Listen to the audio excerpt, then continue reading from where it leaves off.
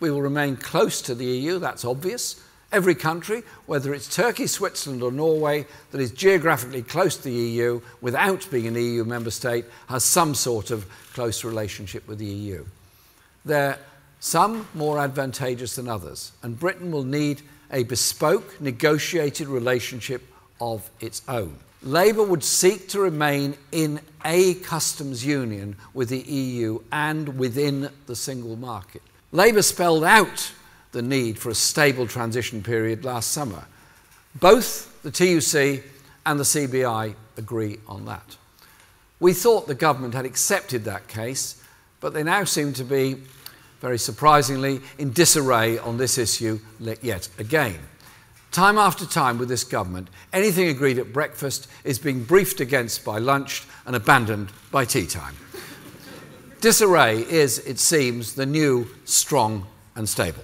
Labour would seek a final deal that gives full access to European markets and maintains the benefits of the single market and the customs union, as the Brexit Secretary David Davis promised in the House of Commons, with no new impediments to trade and no reduction in rights, standards and protections. Labour would seek to negotiate a new, comprehensive UK-EU customs union to ensure there are no tariffs with Europe and to help avoid any need whatsoever for a hard border in Northern Ireland.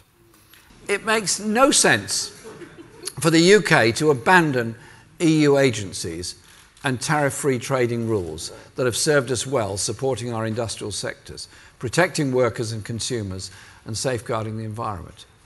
If that means negotiating to support individual EU agencies rather than paying more to duplicate those agencies here, then that should be an option, not something ruled out because of some phony jingoistic posturing by the Foreign Secretary.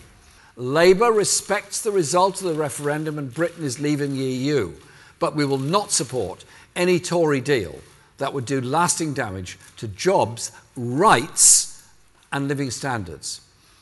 Labour would design our immigration policy around the needs of the economy based on fair rules and the reasonable management of migration. In contrast to the Prime Minister who said, if you believe you're a citizen of the world, you're a citizen of nowhere.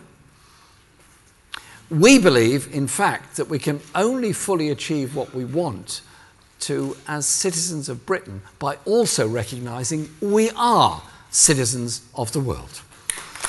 The European Union is not the root of all our problems, and leaving it will not solve all our problems. Likewise, the EU is not the source of all enlightenment, and leaving it does not inevitably spell doom. Brexit is what we make of it, together. The priorities and choices we make in negotiations. The Conservative government is damaging our country, and their priorities for Brexit risk increasing and exacerbating that damage. But I also know what a Labour government could do for this country, and that our priorities for Brexit negotiations are the right ones. To create a country that works, really does work, for the many, not the few. Thank you very much.